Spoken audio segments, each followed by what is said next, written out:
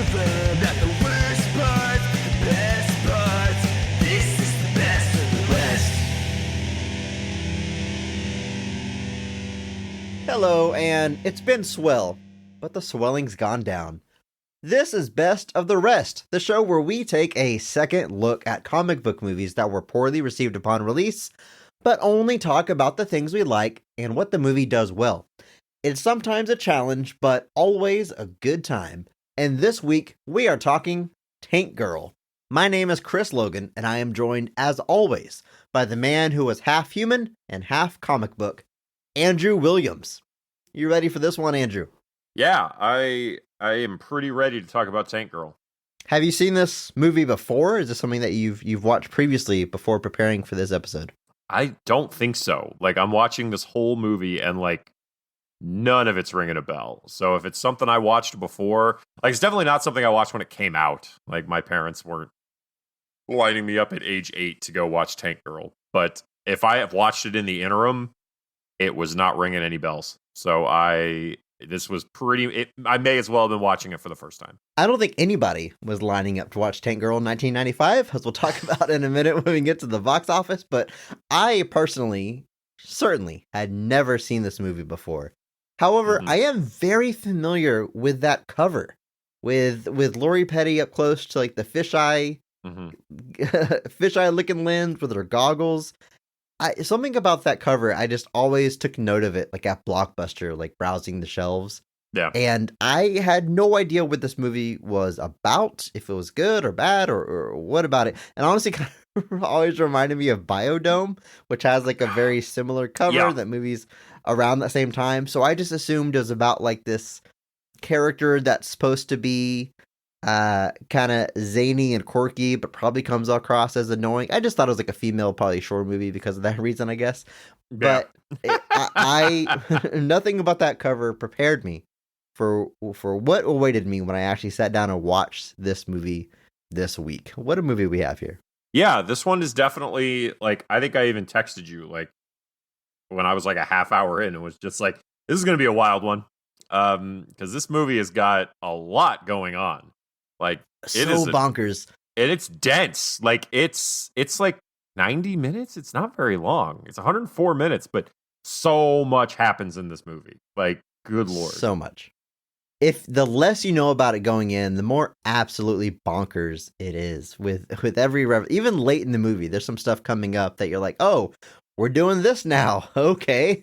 It's so wild. Yeah, it just goes friggin' nuts. And then there's kangaroo people. So we're in for a wild time, guys. Join us. Such a wild movie for 1995 as well. Man, how many times, every time we talk about adaptations in the 90s, we always say, like, why? Why did they adapt this in the 90s? In the wake of Batman 89, which was a huge blockbuster on just a $45 million budget, kind of proved that there was a market here. Hollywood didn't jump to Spider-Man, X-Men, The Flash, heroes that people knew. They started adapting either pulp comics like the Phantom or the Shadow, or indie comics like Judge Dredd or Tank Girl. And almost none of them were successful, and they did this the entire decade. Yeah, like, it's very odd. Like, they don't really get like a hit that's based off a comic really until Blade. And then more so with X-Men that hits in 2000, because Blade's kind of a weird place. But it's so strange to see that, like, they were genuinely, like, buying up everything and, like, doing everything they possibly could. And it's just the stuff that got to the finish line. That's, like, always the weirdest part to me. Because, like, obviously we knew they were, like, working on Superman. We've all heard Kevin Smith's Superman story. But, like, the fact that, like, Tank Girl and Judge Dredd starring Sylvester Stallone, like, those are the ones that get to the finish line. It's so weird, and this one is no exception. It's a weird movie. Now, to be fair, it's a weird comic, but it's a trip. I'm vaguely familiar with the comic, and it's almost entirely because it's drawn by Jamie Hewlett, who is one half of the Gorillas, which is one of my favorite bands out there. He is responsible for the artwork of that band and bringing those characters to life, and he has a very distinctive style which I've recognized on the cover of Tank Girl. I've never cracked one of those books open and actually read it, but I am familiar with that look. Yeah, like if you watch this movie, it makes heavy use of his artwork in transitions, in intercuts, in everywhere. Just like it's you know, it's all over. Little in your face, a little in your face. Well, some might say too much, but it's but yeah, it's all over the place. And like, yeah, if you, even not being a huge Gorillas guy, I recognize that artwork, that style. Like, it's very clearly adjacent. Well, let's jump into it. Let's jump in the Tank Girl, the movie that was released March 31st of 1995. Made on a budget of $25 million at the box office worldwide. It only brings in $6 million.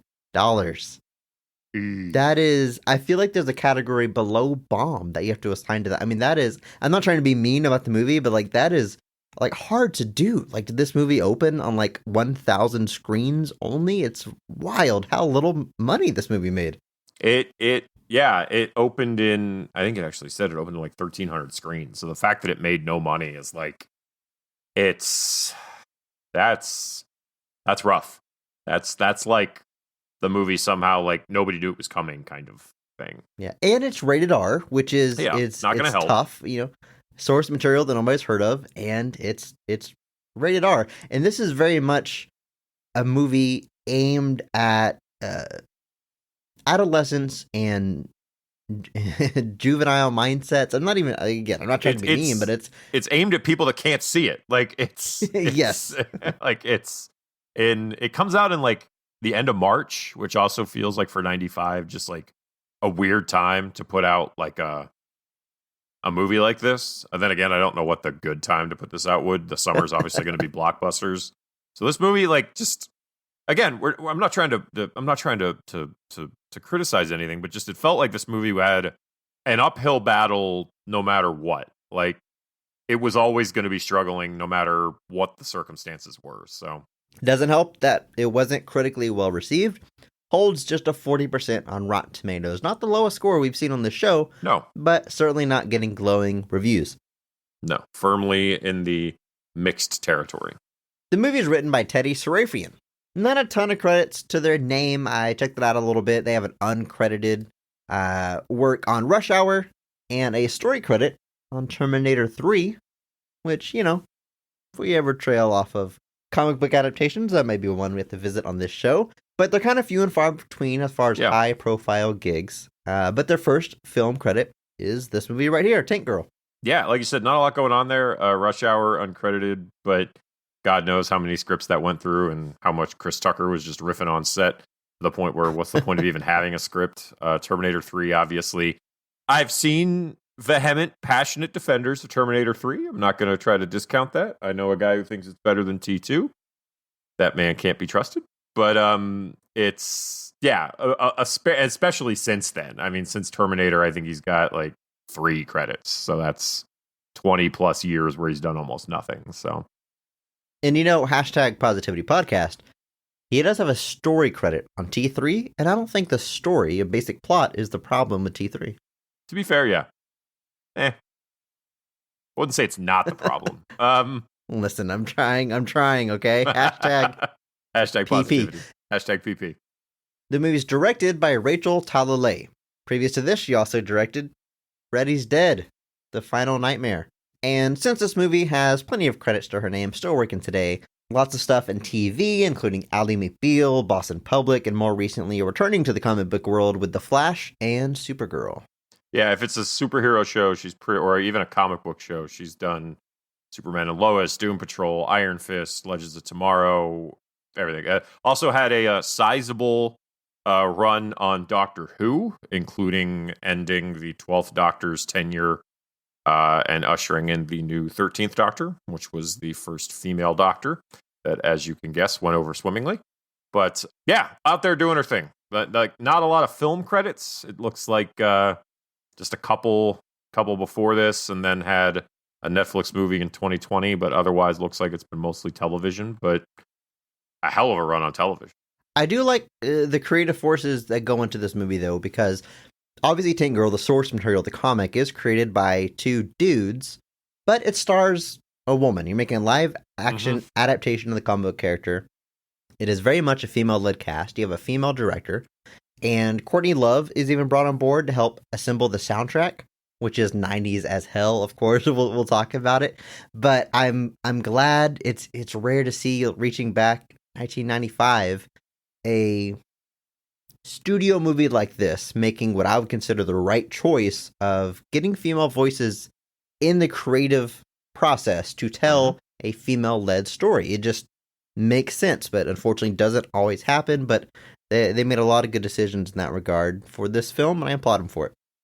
I agree. I think that was one of the things I noted when I was watching it, is that I thought it was a really, especially in the director chair, because that's kind of always been the mountain to overcome. You know, the studio always wants some proven name, some person with a track record, and Rachel doesn't really have one. Freddy's Dead was not exactly the high point of the Nightmare on Elm Street franchise. #PP. But final results aside, I'm glad that they made those right decisions. And I think it does positively impact the film overall. I think there are things in this movie that come off well that otherwise might not have. So, yeah, good moves. Oh, yeah. Oh, yeah. Speaking of positive impacts, we are going to talk about all of the positives of Tank Girl. Andrew, let's jump into it. A comet has left Earth a post-apocalyptic wasteland, and the majority of the water supply is controlled by the nefarious W&P Corporation. One of the last sources of water not under their control is instead inhabited by a motley crew of survivors and misfits, including the eccentric Rebecca Buck. That is, until W&P, led by the evil Kessler, attack the stronghold and murder or capture all of its inhabitants. Among those kept alive is Rebecca, who refuses to be a slave to the corporation, and with the help of another prisoner named Jet, escapes during an attack from a mysterious group of rogue mutants known as Rippers. Now armed with a tank, Rebecca and Jet form an alliance with the Rippers and return to W&P on a mission to destroy the organization and liberate the world. Dense movie, as you said, Andrew. Halfway through that synopsis, we got half human, half kangaroos coming into the story. It's just as wild when you watch the movie, the twists and turns that it takes.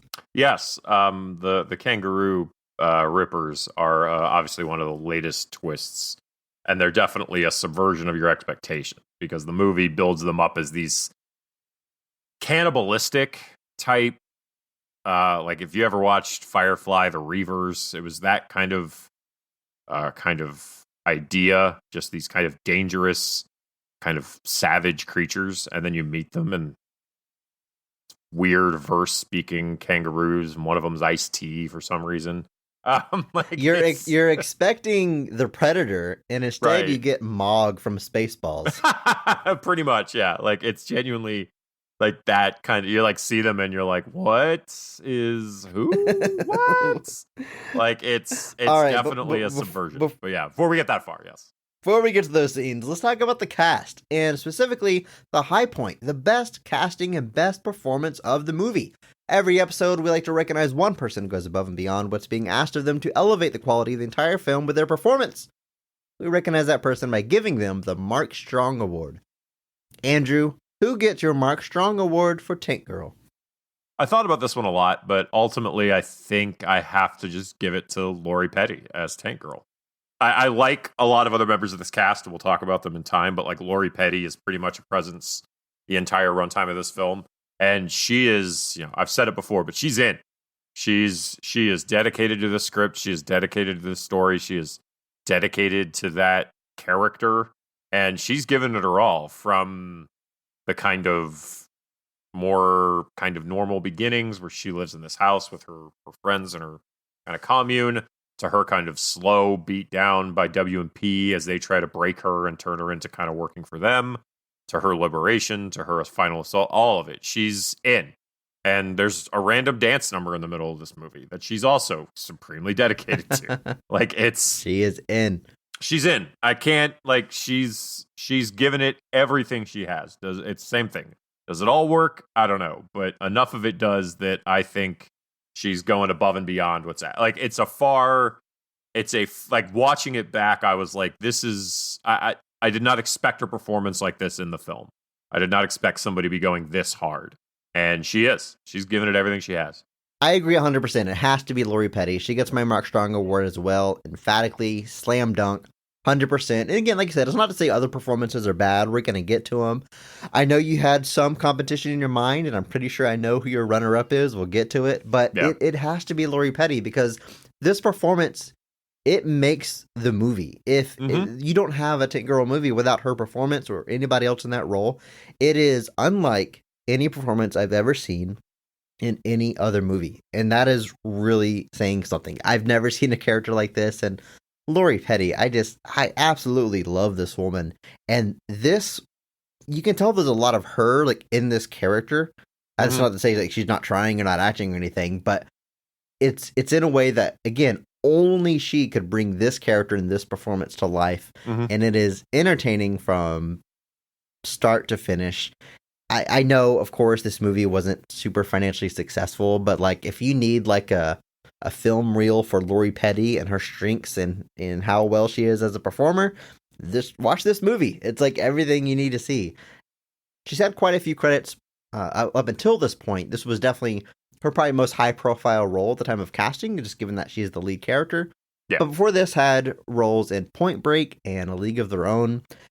Plenty of credits after this, still working today. I'm probably most familiar with her from Orange is the New Black over on Netflix.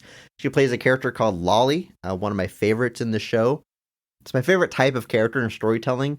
The one where when they get introduced, you kind of don't like them, but then like they come around and there's a switch, and by the end of their arc, you want more of them. I love any story that can pull that off, and her character in that show definitely does that. If you've never watched Orange is the New Black, I highly recommend watching the first 4 seasons and then stopping. Yeah, I don't know if I even got through those many. I need to go back through. But oh yeah, Lori Petty she also originated the character of Livewire on Superman the Animated Series, which eventually was another one of those characters that was originated on the television shows and then eventually made the way back into the comics. But yeah, I mean, there's not enough time to speak on all of Lori Petty's accolades. Obviously, she's A League of Their Own is a stacked cast, and she still manages to stand out on her own without kind of fading into the background. I love Point Break. Point Break's one of my favorite of the over-the-top 90s action films. She's got a great part in that. Yeah, what can you say? She's Lori Petty. And like, I think the statement you made, like nobody else could play this character like this, I think is absolutely correct. Because like I can't, like watching this movie, I can't imagine anybody but Lori Petty doing this. And now I'm sure somebody will someday, because this is another one of those ones that they always claim they're trying to take another shot at. But like whoever it is, they've got an uphill battle. Now, we talked about it. I've never seen this movie before. I really didn't know anything about it before I watched it. And that includes the cast and who was in it. Naomi Watts is in the movie. Yes, she is. In 1995. This is 7 years before I knew who she was. I learned about her from The Ring. That's kind of my introduction to her, and she's been in a million things since then. And very high-profile actress, one of the best out there. But 1995 had a prominent role in Tank Girl. Yep. As the character Jet, or also known as Jet Girl in the comics. Yes. Obviously, The Ring was probably one of her big. That was like when she became kind of known. Obviously, I being the Lynch fan that I am, knew her from Mulholland Drive. Then she ended up showing up in a bunch of his other later stuff too. But yeah, I was watching it and I was like, that's Naomi Watts. I was like, I do I saw her name in the credits and I was like, oh, I wonder where she is. And then when she showed up, I was like, whoa. So again, a half decade before she really kind of busts out, here she is right alongside Lori Petty for most of this movie. And then we have our villain, played by none other than Malcolm McDowell, as the evil Kesley, leader of the W&P Corporation. Now, Andrew, I'm going to go out on a limb and say when you were debating the Mark Strong Award winner, this was who you were thinking of. Yes, you would be correct. His first scene alone. So basically, we have our kind of introduction to the world. We get our introduction to kind of Lori Petty and her group. Then we get this extended scene with Malcolm McDowell. I'm not going to dive too much into it because I'll talk about it later. But like, he just like stakes his claim like immediately. Like he's chewing the scenery. He's doing weird like physical moments in the thing. Like it's so captivating. And if the only reason he probably isn't the Mark Strong is because there's not more of that after this. Like he has this big burst out scene and he's still good through the rest of it, but none of it really matches to that. But he's another guy that like the idea of somebody approaching Malcolm McDowell and being like, we'd like you to do Tank Girl. Like that just seems like a strange conversation to have with the man. And like I'm glad it happened. But yeah, he's another guy that's just in this. He's just not in it as much to give it more. But it's pretty wild. Yeah, I mean, Malcolm McDowell, an absolute legend, probably most notably for Clockwork Orange way back in 1971. And then the man has just never stopped working, and he's fantastic in everything he's in. And Andrew, I'll be honest, that first scene, the first time you see him, and you look at him, you immediately know he's the bad guy. He just looks menacing and evil as hell. And I thought, I mean, I knew it was Malcolm McDowell as soon as I saw him. And I was thinking of other things I saw him in, and I was like, wait a minute, did he also play the bad guy in Get Smart? No, that was Terrence Stamp. But my God, do they look alike? No, they don't! They do. I knew you were going to have this reaction. I Googled it. I Googled Malcolm McDowell looks like, in an autofill, Terrence Stamp. You click on it, you've got dozens of people out there just like me saying, no, man, it's hard to believe these aren't the same person. It's not hard to believe these people. Folks, I've reached my end. At BOTRcast on Twitter, please back me up. These gentlemen look the same, but they do not. They absolutely do not. You're crazy, Andrew. I am not crazy. Do not gaslight me, Chris. Alex DeLarge looks nothing like General Zod. Don't give me this. Maybe it's only in their old age. Like, like I said, Get Smart era Terrence Stamp and older white-haired. Anyway, it doesn't matter. He tasks me. He tasks me. But I love him in this performance. I love, by the time you get to the finale, he's got a robotic arm that's got all these spikes on it, and it's like, man, they got Malcolm McDowell to do this, and he's enjoying it. He's not there. It's not like he's not Harrison Fording it. He's not there like against his will late in his career, just getting a paycheck. Like, he doesn't look like he's phoning it in. He doesn't look like he's just like, he doesn't look like he's not invested. Like, like Harrison Ford has definitely got his movies, like you said, where he's, like, you can tell that it's like, this dude doesn't care. But with Malcolm McDowell, you're like, he's in. Like, he's way in. And here it's no exception. He's going crazy. And like, I'm not going to pretend that Malcolm McDowell, like, he's definitely not a guy that shied away from doing just about anything. Like, you look at his filmography, like, he's got, like you said, he starts off with like If was a big one that got a lot of credit early on, and then obviously like Clockwork Orange was a big one, With Nail and I. A lot of these kind of high profile art type movies. Clockwork Orange feels weird calling it an art type movie, but given what it's about. But these like high profile things, but then he does stuff like Death Race 2050 and Christmas Chronicles 2. Like there's no like limits to what he's willing to do, but like I think the difference there is like it always feels like he's at bare minimum checked in. Like he may not be giving it everything he's got, but he's at least like trying to have a good time with it. And this is one of the ones where he's really, I actually think, way in. So it's... Do you have something against Christmas Chronicles 2, Andrew? I don't understand why you're speaking so disparagingly about this movie. I mean, holiday classic. It's no Christmas Chronicles 1, that's for sure. I mean... That brings us to the part of the casting where we talk about the Rippers, the half-man, half-kangaroo hybrids that were designed to be super soldiers in a war.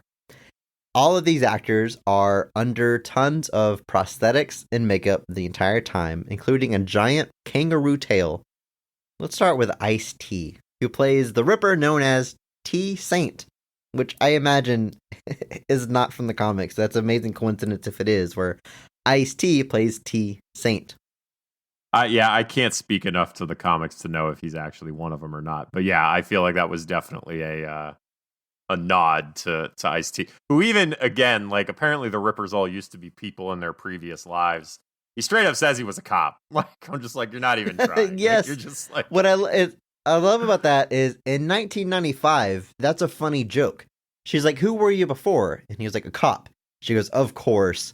And it's funny because this is gangster rapper Ice-T, famous for the song Cop Killer, and right. It's funny to think of him as a cop. But now, in the year 2021, he's played a detective for like 50 years now on Law & Order SVU. Like, he's arguably most famous these days for playing a cop. Right. That's yes. It's an odd twist of fate there that at the time that was a funny joke, and now it's a funny joke for a different reason. Yes. The Ice-T is always, he's 10 steps ahead. He knows what's coming. Honestly, though, insane. What a career this guy has. I mean, oh yeah. What is he most famous for, Andrew? Do you think people know him as a rapper? Or today, if you ask someone who's like, I don't know, 20 years old, they probably know him as an actor, yeah? And like, oh, maybe these days now, yeah. I feel like SVU is kind of like been cemented in like the public image as like this, like most people don't know life without SVU, because SVU has been on for like 21 years now. So like, I feel, and you know, it's a television show that like it feels like it's on 24 hours a day. Like you could turn on any channel at any time of day. If you walk into the break room at work, that's the show that's on. Every day, every hour of every day. It's insane how it works that way. But like, so I feel like there's definitely a generation that only knows him essentially from Law and Order. Now, obviously, like, you know, body count, things like that. Like you know who he is if you're old enough to remember those times. But like, I definitely think there's a generational gap there where there is a split where like, we obviously know him for both, but I do think there is a group that only knows him for being on Law and Order, essentially. So, or they know him as that guy who's in Coco's Instagram sometimes. Yeah. Or they just the huge fans of Ice Loves Coco on its 3-season run. But it's like you said though, what a career! Like good lord, like just, you know, from take it from 90 to 2020. That's a weird run for any single person to have, and you know, good for him. Moving through the Rippers here, the leader of the Rippers, known as DT, is played by Best the Rest alum and former Mark Strong Award winner Reggie Cathy. And I knew that voice, man. Bringing some gravitas to the role. And I'm not even saying that jokingly. Like you said, you know the voice.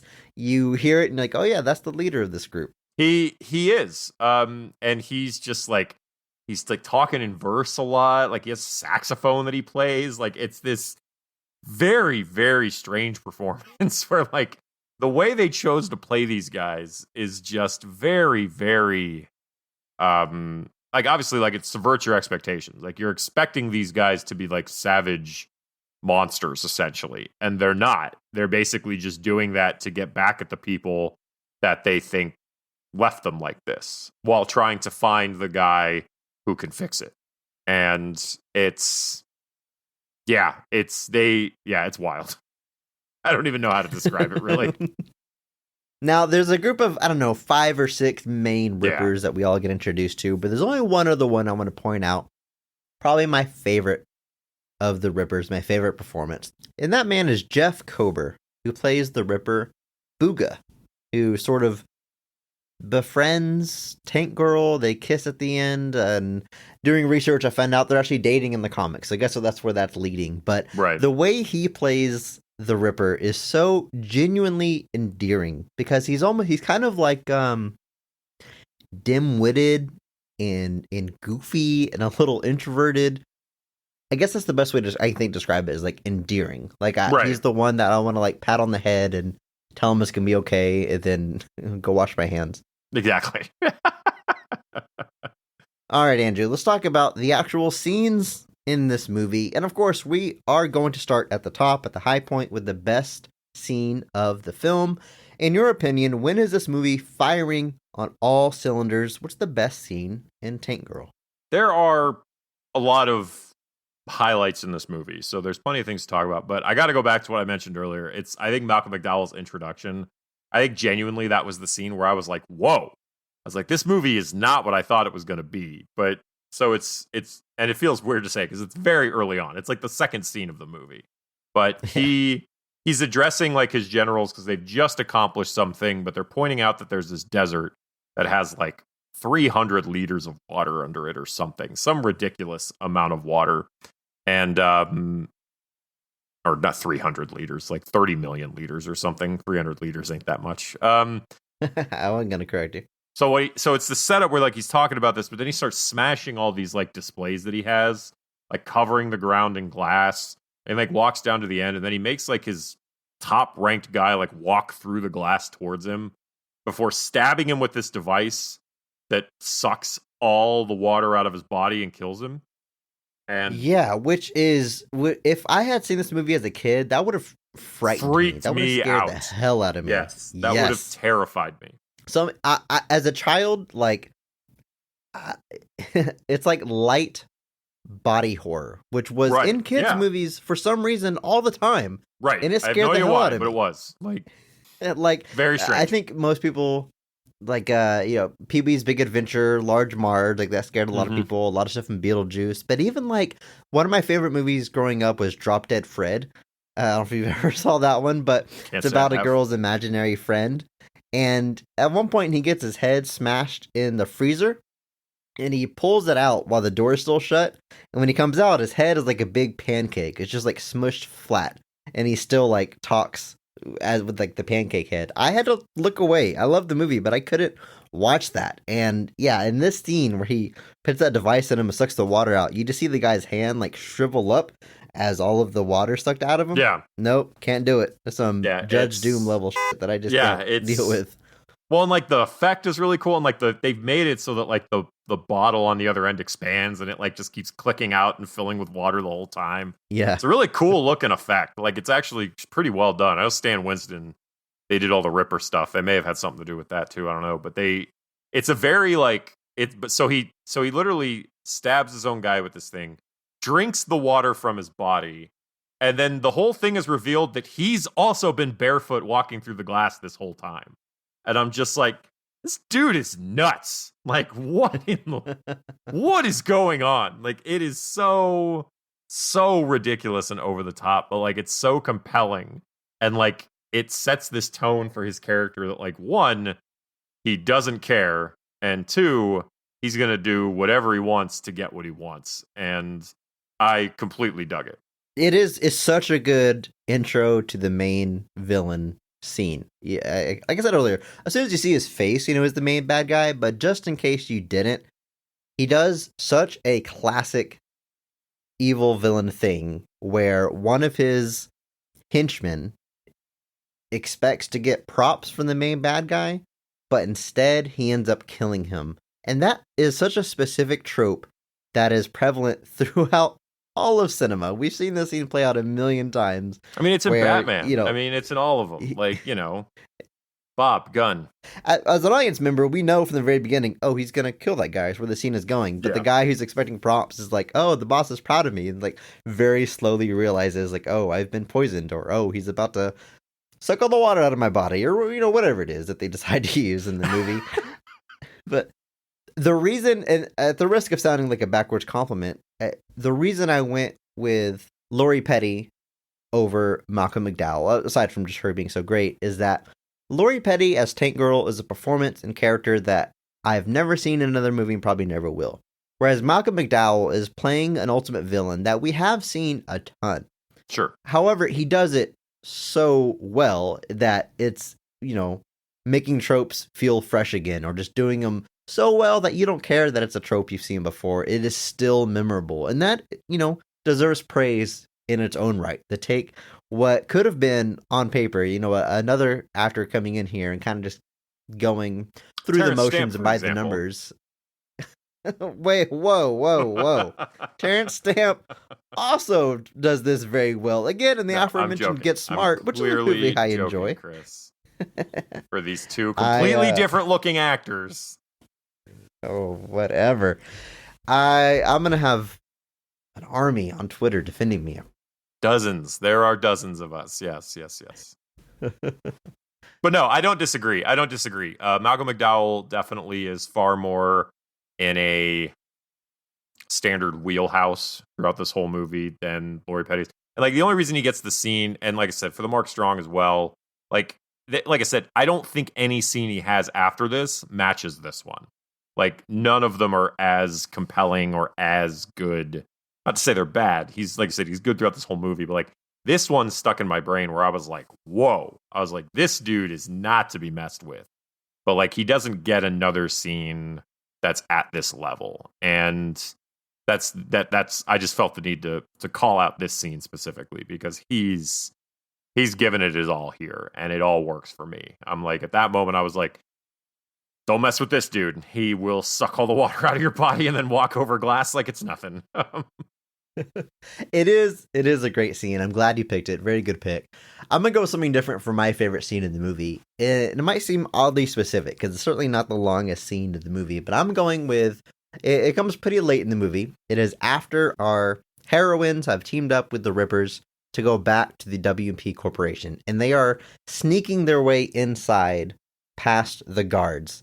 And the plan that they come up with to get past that group of guards is my favorite scene of the movie. And it's just so wacky. And the whole movie is wacky, but this is slightly a different tone of wacky. So the plan they come up with is Tank Girl and Jet Girl are going to not quite seduce the guards, but they pretend that they are fashionistas shooting a calendar that they want the guards to be in. So they walk up with these sort of like stereotypical, fashionista photographer accents telling them to pose for the camera and take all these pictures.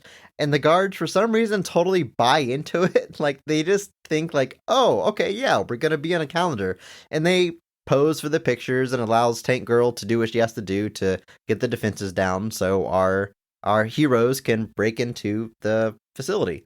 And once they get everything that they need, she says, oh, the glamour has left the building. And she walks away from them, and they're like, the guard's like, okay, that was weird.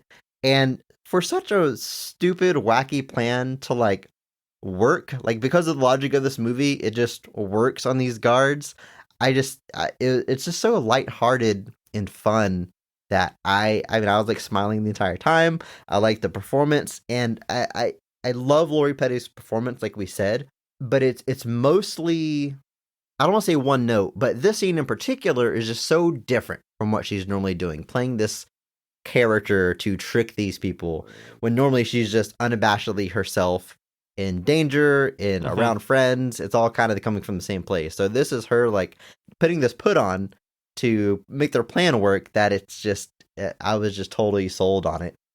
Yeah, there's this manic energy throughout the rest of her performance that kind of like permeates through every facet of it. Doesn't matter if she's being threatened, if she's standing up to the guards, doesn't matter what it is. There's this kind of frenzy that's kind of just bubbling under the surface there. This is actually one of the moments where there's not that really, because she's doing this put on. So it's much more of like Tank Girl is kind of taking a back seat to this kind of gambit that they're trying to do here to find out what's in this shipment. It's really good. It's this whole thing, like, because Jet Girl's with her too, and they're just, like I said, these guys, like, for some reason, these guys just go completely for it. They never question it. They're just way into it, Guys need positive reinforcement about their looks too. They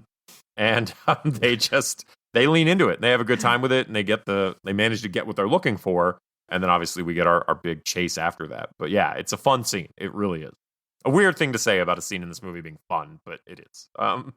The scene does kick off. It's a little bit crude, as this movie gets sometimes, but for whatever reason, they're at the outpost where they're trying to trick these guards, and they send a picture back to the Rippers, who are waiting for Tank Girl to do her thing so they can jump into action. And our boy T-Saint is like, how do we know she's actually there? And to prove it, she unzips her jeans and sends a picture of her crotch. I mean, she's got her underwear on, but she sends a picture of her bottom to show that she's there. Yep. And so the Rippers get the image and they say, whoop, there it is. And man, 1995, our screenwriter Teddy is really overestimating the staying power of the phrase, whoop, there it is. What a hip reference. After a comment and, the only thing left alive is Cher, cockroaches, and the phrase, whoop, there it is. Now over in our Discord, which you can join by checking the show notes and following the link, Toby from the UK sent us his positive thoughts on this movie. Here's what he had to say. Tank Girl positivity.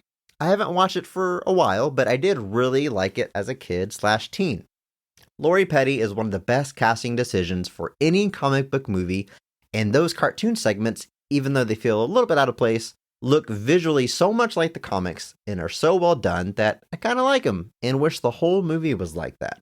Thanks for sending the message, Toby, and I gotta say I agree about Lori Petty's casting. Even though something like one of the best casting decisions for any comic book movie of all time seems like hyperbole, I don't know that it is in this case. I mean, I really can't imagine anyone else in the world playing this character this well and being this memorable. I agree. I was just nodding along like our audience could see me agreeing with your statements, but but no, I agree. Like it's kind of like saying, the namesake of the Mark Strong Award, like Mark Strong as Sinestro is one of the best comic book castings in comic book films, but like it's definitely 100%. In Lori Petty's case, you're looking at something that's wholly unique. Like you said, there's never been a performance like this, might never be one like it again. And in that regard alone, that puts this apart, because I'm like Sinestro. I'm sure somebody could play Sinestro really well again. I just have that image of Mark Strong doing it in my head. But I like Tank Girl is definitely going to be an uphill battle. Whoever ends up in that role, whoever it is there's going to be a giant bar to match, because what she's doing here is just it's so unique. I can't imagine somebody else stepping in. And I'm glad Toby brought up those animated sequences because, well, for most of the movie, they do show still images from the comic. And they are just spliced into the movie. A lot of time, it's like establishing shots. It'll show like the headquarters of a building as a comic book and kind of zoom in, and then it cuts to the interior and we're back to live action. So it's kind of like a shortcut in that way. Yeah. And other times it'll just show, like during Tank Girl's big fight with Kesley at the end, they'll just be in the middle of a fight, and then it just shows a few panels from the comic of them fighting, and then get back to the action. And it's a bit of a strange choice. It's a little jarring, but there's a couple of full-on animated sequences that I do really like. I think it's what Toby's talking about here. Yeah. Where it's animated in the style that reminds me so much of like 90s MTV, like Liquid Television or Aeon Flux, where it's just such a big kinetic, wild style and over the top, and it matches the energy of the movie. And it's a fun little animated sequence. There's one kind of in the middle of this movie, and then the movie actually ends in an animated sequence once they've conquered WMP and they release the water to everybody. And it's so wild, and I don't know if I wish this movie had been animated, but I would have liked to have seen a animated series come after this, or a sequel, or whatever it is, another animated project. And you know what? Even today, if they were to make an animated Tank Girl, get Lori Petty to voice the character. I get, it's 30 years later, maybe it wouldn't make sense live action, but she still sounds like Lori Petty. She still sounds like Tank Girl. I think that would be a lot of fun. I think it would be. I think, and I'm always going to be a sucker for like unique looking animations, and these really are. They have that style, but the art style itself still feels very unique to me. So yeah, I mean, I know Martin and Hewlett did Tank Girl 2050, which would have been 17 years later. So hey, maybe Lori Petty can get one more shot. Who knows? Maybe she can. Thanks again, Toby from the UK. And if there is a comic book adaptation that you like that was poorly received upon release, we definitely want to know about it. Send us your positive thoughts. bestoftherestpod@gmail.com. Or again, jump into our Discord and let us know your thoughts there. We will read it on a future episode.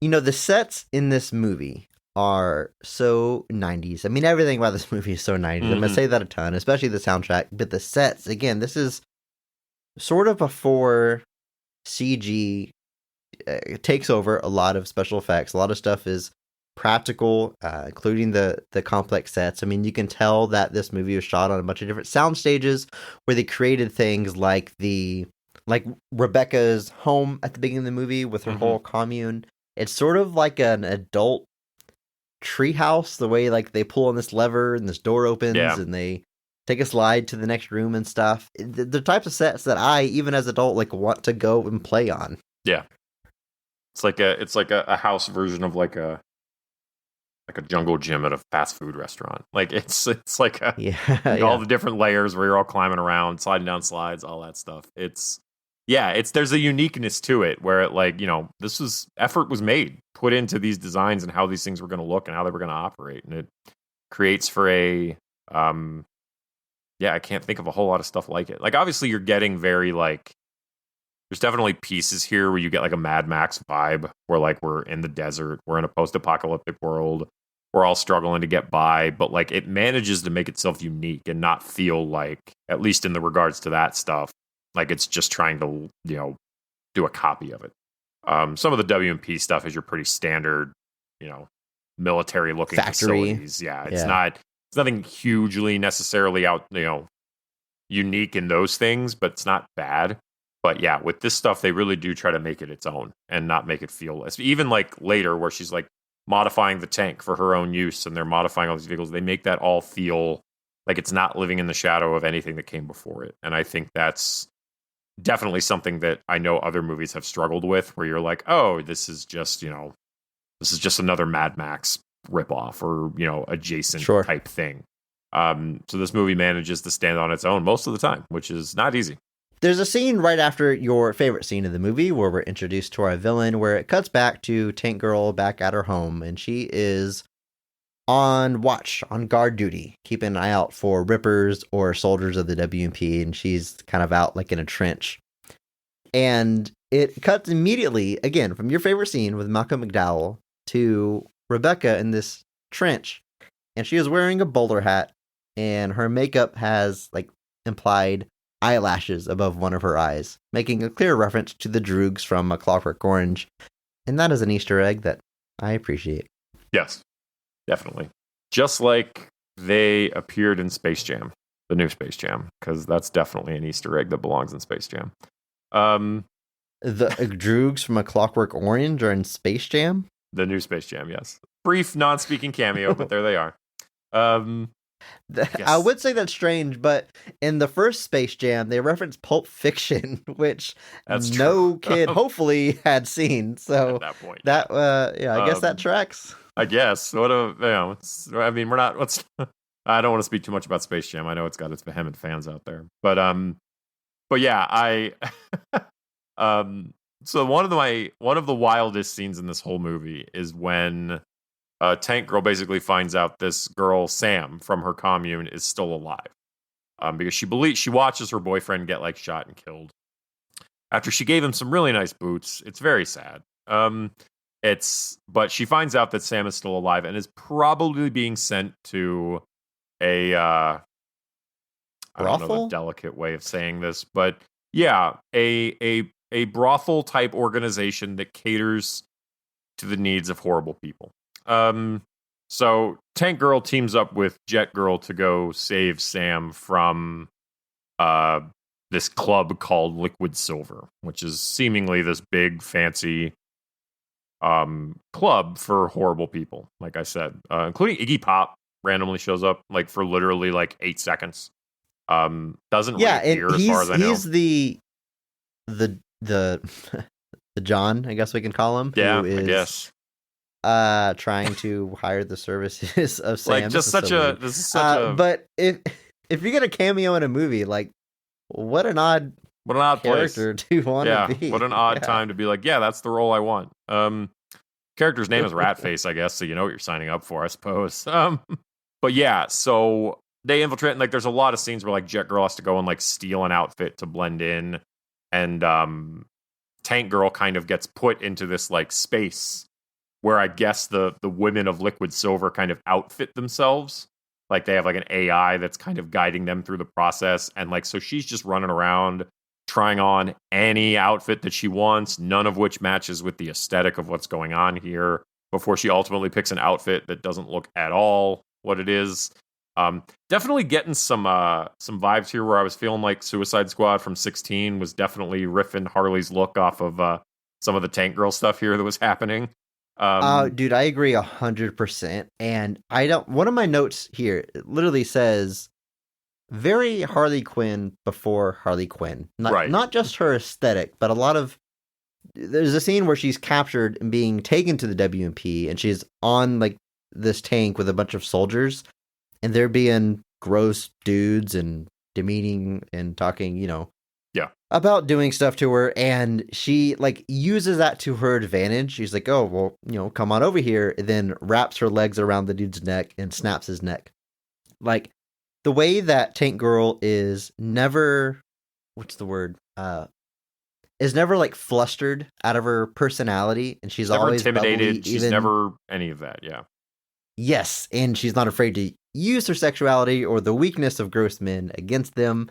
Lots of shades to similar to Harley Quinn, but of course this is 1995. This is before, right around the time of animated Harley Quinn, but before Harley Quinn sort of evolves into this type of character. And I agree, there's got to be some influence there. There definitely has to be, and like definitely some of these outfits, I was like I just feel like David Ayer and the Suicide Squad team were like, let's just sketch this up, see what we can do here. Yeah, but yeah, so she ends up with a look. Jet Girl gets herself this really. Like Jet Girl reappears, and I was like, is that the same person? Like, it's definitely that kind of a shift. But they end up breaking into this massive like song and dance version where they kind of have the club's madam at like, they're like got her at like knife point or gun point, I forget which it is. And they make her sing Cole Porter's Let's Do It. And then this turns into like a giant song and dance number where like every worker in the building is part of this production, and Tank Girl is at the front of it leading it, and this big old production breaks out. And it's such a weird thing, because like I'm watching this movie and all of a sudden we're in the middle of a song and dance number, and I legit was like, wait, what happened? What turn did we take to end up here? But at the same time, Lori Petty obviously is intensely dedicated to what's happening, and then obviously the bad guy uses this as a chance to regain the upper hand. But it's just such an involved, huge scene where, like I said, there's so much happening in it, all based off this Cole Porter song, which was just, I'm like listing all these things out in my head, and I'm like, this is a bunch of stuff that happens in a real movie. Like, these people like all went super hard on this, and it's just a wild thing that like I said, if I had seen this, I didn't remember that. So when that just drops right in the middle of all of this, I was in for the ride, but I was definitely confused. And it's such a side story. Like, it deviates from the main plot to go do this whole side. Like, whenever I read the synopsis earlier, like, I didn't even mention the scene because it doesn't really involve our main conflict. It's sort of just this side story with this young character and saving her from this place. And it's entertaining and wacky and fun. And I'm glad it's there, but it's not too consequential to our actual the whole point story of being the told scene here. is to save Sam, who the bad guy ends up re-kidnapping at the end anyway. So it's the minute it ended, I'm not gonna lie, my first thought was, you had one job, like you came here to do one thing.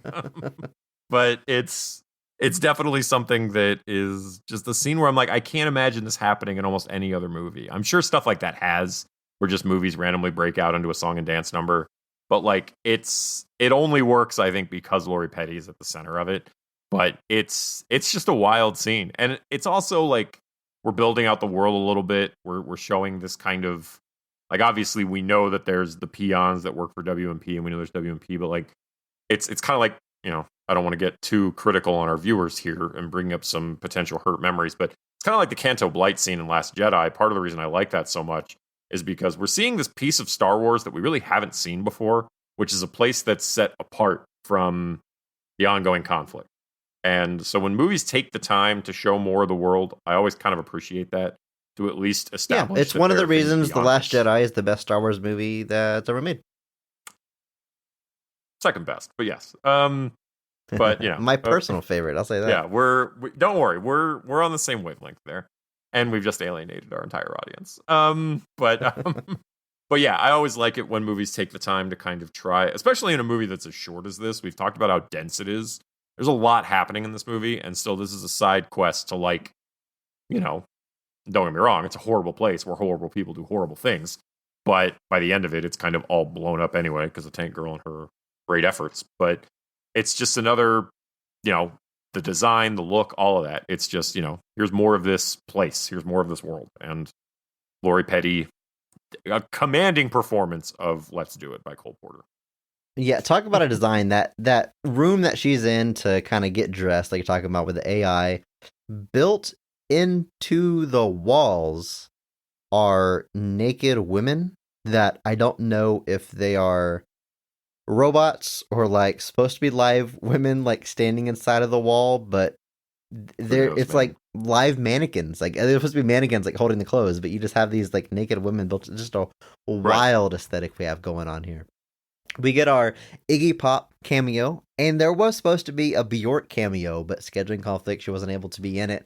And I wish, apparently she's supposed to be Subgirl, who is pretty inconsequential, but I wish that she would have been cast as the Madam, the one that's kind of forced to sing. Yeah, that would have been one thing that could have made that scene even more wacky is if Bjork was the one singing Cole Porter's "Let's Do It." Yes, I think that would have made for an even more. Yeah, I feel like we as a world have missed out on this. We've lost 100%. out. Speaking of Sam, though, one of her earlier scenes, actually back to when Tank Girl's like out on patrol, Sam randomly comes up to her and uses the term butt smear. Interesting one. And Tank Girl chastises her. She's like, that's not very becoming. And she encourages her to use a word like asshole, or, and I'm not going to bleep this one, dickwad. Andrew, what? This only exists in movies, right? Yeah, dickwad, cheese dick, these dick insults. I have never called somebody a dickwad. I've never heard somebody else call somebody that. But I've heard it a million times in movies. It's in movies all the time. And I don't know if that's like it's supposed to pack more of a punch than just calling somebody a dick. And I'm like, I don't know. Like, I have no idea. And don't get me wrong, I'm a person who gets creative with my insults and my curse words. Like, I don't have a single problem adding like an inanimate object to the end of any curse word to like create something new. But wad has never been a word that I've considered adding to that. To me, it's such a PG-13 insult. Like, you're just trying to work around more harsh insults. But the movie's rated R. Just go so like, for why it. are you? What? We don't have this problem.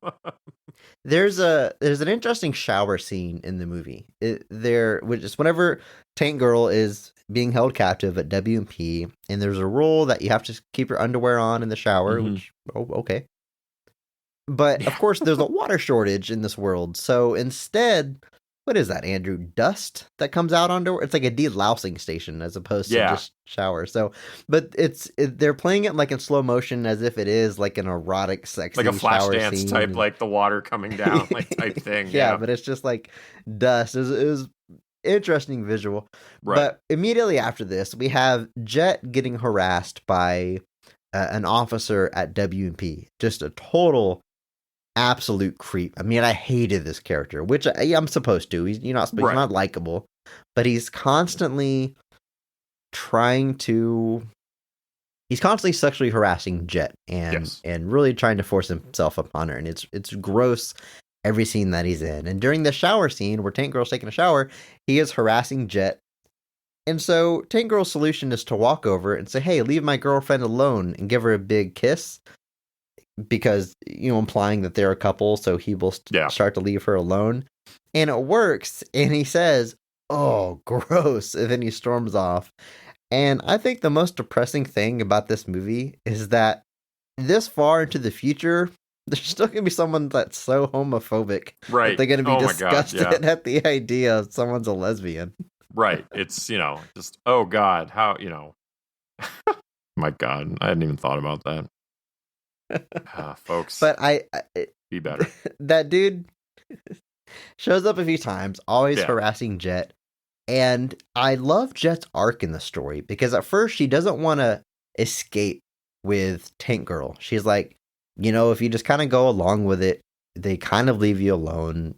You're just making trouble for yourself if you fight back. Don't rock the boat type thing. Yeah, they go on this big adventure together to come back to take it down. And at the end of the movie, she sees this creep looking just pathetic as hell. I mean, he's just running for his life, super scared.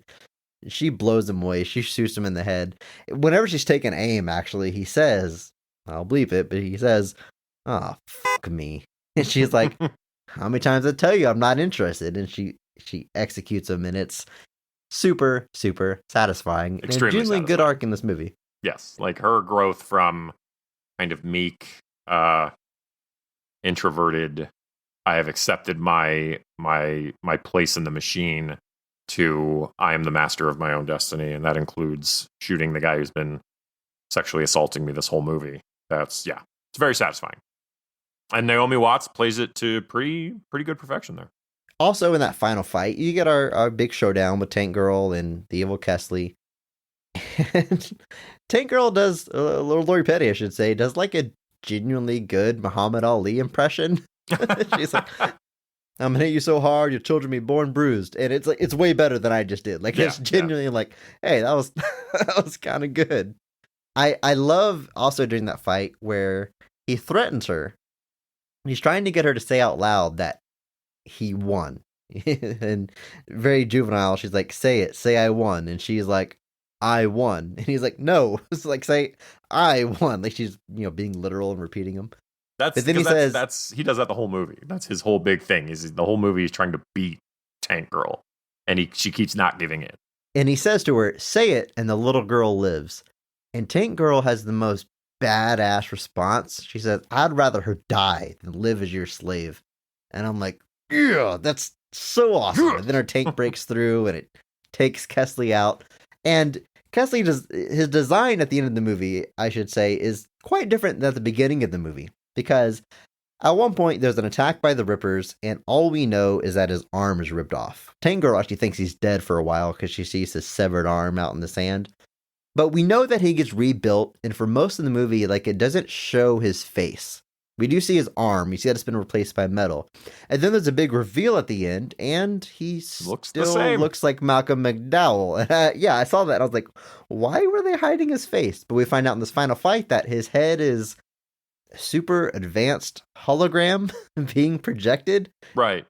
Weird, wacky design, but I really liked it. And when he dies, the effect of his hologram head getting all scrambled and eventually going away for 1995 is pretty damn impressive. Yeah, the final moments there are pretty cool because she ends up stabbing him with one of the water extraction things. So like you're slowly seeing the water get extracted out of his body, and throughout all that, his head starts getting all weird. Yeah, that reveal was very strange because like he's definitely like fully bandaged on his face, and then at some point the doctor who's kind of building him in another cameo by James Hong, like randomly, who's another guy who's in this movie for like 2 minutes. They like kill him, I guess, to like finish it because like there's a point where he flatlines, and I guess that's where they finally like rebuild him into the robot. But yeah, I think he's got the holographic head, so he just shows up and his face is normal. And I was like, is this a Doctor Doom thing where he pulls off the bandages and his face is just fine, but he thinks he's hideous? But no, just holographic head. Didn't see it coming, but Cool. I'd never seen that before. Yeah, the soundtrack in this is pretty rad. There's a lot of really great songs on it. Like it's a who's who of like female 90s rock. I mean, it's a lot of great songs here. I actually like looked it up afterwards. It peaked at 72 on the Billboard 200, and this kind of the irony, I guess, there is that the soundtrack ended up proving more popular than the movie itself, probably. That's happened a few times. Like Punisher Warzone is like that. Yeah, like it's you've got it, and then like and there's even like weird like needle drops. Like I know the theme from Shaft shows up at one point.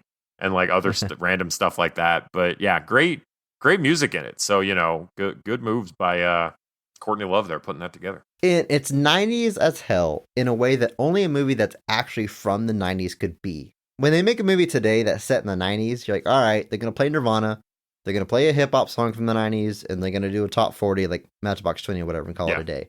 But this soundtrack is like, it's got a Bush song that's not a big hit. It's got Veruca Salt, Bjork, Stomp, Portishead plays during that shower scene. Like, Portishead. stuff that's like, yeah, unless you were like, into the scene back then, people today don't know about. But man. Every time a song came on, I'm like, yep. This is the 90s. This is it. There's the Let's Do It version on the soundtrack is a duet by Joan Jett and Paul Westerberg from The Replacements. Like, just such a strange combination of things. And then, of course, there's an Ice-T song at the end because you can't get Ice-T in your cast and not have him sing a song. But yeah, that's why he sings the theme song to Law and Order SVU. Exactly. That do-do-do-dum-dum, that's actually Ice-T. That synth bass is all Ice-T. But no, just a great soundtrack too. Mad appreciation for the SVU theme song, folks. Andrew, I gotta say, overall, I mean, I'm certainly glad I watched this movie. Mm-hmm. I'm not, our podcast, we're never trying to convince people that all of these poorly received movies were actually misunderstood masterpieces and they, deserve a spot higher in everybody's rankings. I think the Rotten Tomato score, the critic score, I get it. It kind of makes sense, but I'm glad I watched it. And I've got to say, there's a lot of movies that we've covered. A lot of them I had seen previously, plenty that I never have. But this one, I can say pretty confidently that if it weren't for this podcast, I never would have watched this movie. I never Definitely would have not. thought it out. I never would have thought, what am I going to do the next 90 minutes of my life? Watch Tank Girl. But genuinely, I'm glad I did. And I'm glad I finally understand what that movie that I saw on the Blockbuster shelf all those years is actually about. Not what I expected. No, not Didn't at all. expect half kangaroo people, but man, I'm glad I saw this movie. No, yeah, and I mean, I feel like this movie definitely does have a following. I think Lori Petty's performance definitely did resonate with people. Does it, turn it into a success? I don't know. But I think there is a lot of stuff here that, like I said, we mentioned the Harley Quinn of it all. I think there's definitely looking at Suicide Squad and maybe even stuff in like Birds of Prey, where like, I think there's definitely an influence from this film here, or at the very least, how this film portrays Tank Girl as just this unapologetic badass who's, yeah, 100%. Just very, doesn't answer to anybody, does things her way, is not content to be part of the machine, and is just kick ass the whole time. And I think there's definitely something about that caught on and definitely still resonates with people. And, there's always talk, any one of these things we've talked, there's always talk about somebody coming back and doing it again. And, maybe that'll be a different version that tries to move towards something else. I don't know, but I am glad this movie exists. I can't think of anything else like it. And in that regard, even if the movie wasn't a huge success, I will always err on the side of a unique vision being seen to completion. Because that, those things deserve to exist. And I'm glad this one does. Well, hey, I think that does it for Tank Girl Talk this week. We certainly covered the high points, which they are genuinely many. I'll say it one more time. Bonkers movie. Glad I saw it. And yeah, maybe it's not the last we've seen of Tank Girl. It seems like there might be some rumblings, some talks of another adaptation coming our way. Maybe. We'll see. The latest news, I think this was a couple years ago now, was that Margot Robbie's production company had optioned the rights to Tank Girl to see if, I guess Margot Robbie, just noting her own character's influence, decided to just go back to the source. But no, I mean, whether or not that means Margot Robbie plays the character, who knows? Just her production company optioning the rights, so there's no telling. Movies take a long time from inception to screen, especially in these COVID times. There's no telling, but yeah, it'll be interesting to see if, the original creators have involvement. I'm always on board with that as well. I know they said they would have done some things differently, so if they get a chance, that's great. So yeah, I think Tank Girl is a character that definitely has a loyal following, and I'm always a fan of that stuff getting more chances, and hopefully it does. Hopefully it does, and hopefully you feel inclined to go to Apple Podcasts and leave us a review. I ask you every episode to go one step farther. Leave a review for every podcast that you listen to regularly. You get the podcast for free, and this is something that you can do for free to give back to the podcast. And you can bet any review left for our show, we're going to read it on a future episode. And I've got to say, Andrew, I'm going to reach out specifically to the folks a little north of us up there in Canada. Most of our reviews have come from the United States. We have international reviews. We've got a review from the UK. And looking at our stats, looking at our numbers, the majority of our listeners are in the US. But fighting for that number 2 spot goes back and forth between Canada and the UK as far as number of listeners of this show. So Canada, UK beat you to having the first international review, but I am calling on you to come through and leave us a review. I want to see a Canadian review for our show. Do that. We'll read it on a future episode. This is me asking you to do it, and I'm not using stereotypical Canadian accents or pronouncing about in a different way.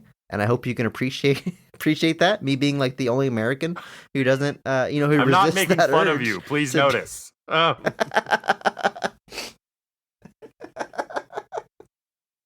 You owe me. I have completed the lowest possible bar of respect. Please come and review us. Is that not a good approach? Is that not going to convince somebody? You don't have do to it? pander to them, Jesus.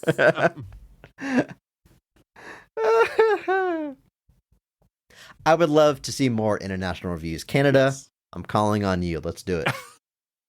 Andrew, I think it's time to get out of here. Happy New Year. 2022. My golly, we're living in the future. Yes. May 2022 be better to you than 2021 was. And of course, remember, maybe not every movie is great. But all movies have greatness. Thank you to Mark Benavides for singing our theme song. Check him out on Instagram at NotThatMarkAnthony. Thanks to Mitch of Depressed to Impress for the music. Check him out on YouTube and Twitch.tv. If you enjoyed this episode, please share it with a friend. We certainly appreciate it. And follow us on social media at BOTRcast. Thank you.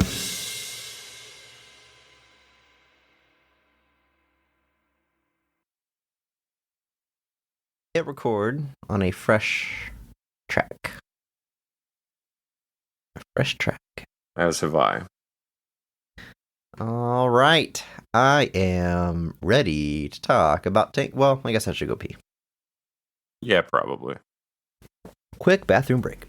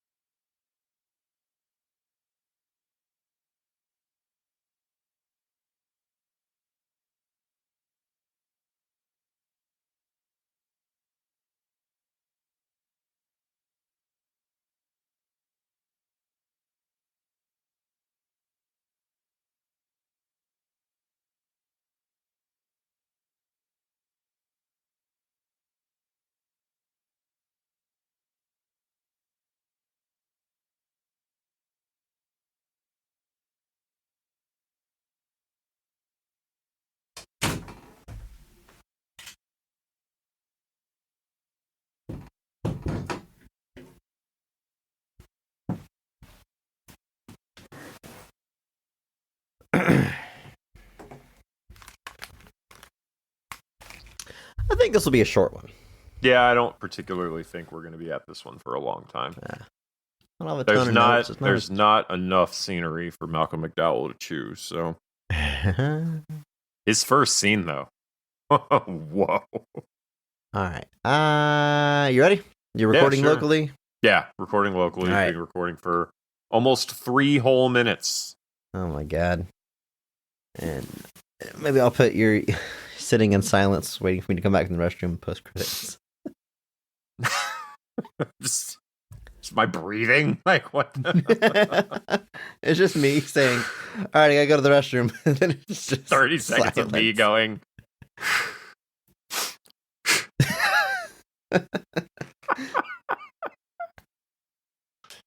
Jesus Christ. We're funny, That's man. we gotta save that for the Patreon content. It's too good Yeah. for free. Can't give that All right, away. here we Can't go. give that one away.